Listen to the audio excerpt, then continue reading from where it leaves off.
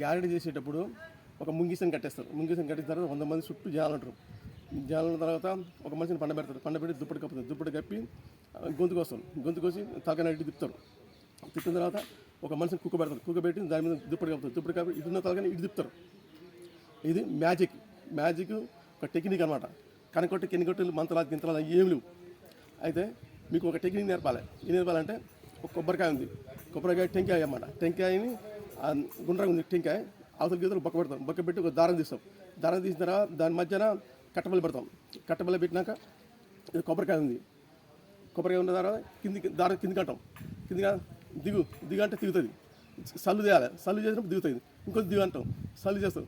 ఇంకొద్ది దిగు అంటాం. సల్లు చేసినప్పుడు వస్తాం అన్నమాట. గట్టి పట్టుకుని ఆగుద్ది. అసలు దిగంటే అసలు పెడతాం. అలా ఇటువంటి టెక్నిక్లు చాలా ఉన్నాయి. అదే ఇటువంటి టెక్నిక్ ఎట్టున్నాయంటే ఇప్పుడు అగ్గి పెట్టుకొని కూడా అగ్గి పెట్టుకొని తయారు చేసారు ఇట్లా. అంతేకాదు ఈ గ్యారెడ్ ఎవరు చెప్పారు? ఆ గ్యారెడ్ చెప్పిండు. మంత్రాలు గింతరాలు నువ్వు అంతా ఉట్టిదే అన్నారు. వాడు చెప్పకపోతే మాకెట్ట తెలుస్తుంది? తెలియదుగా.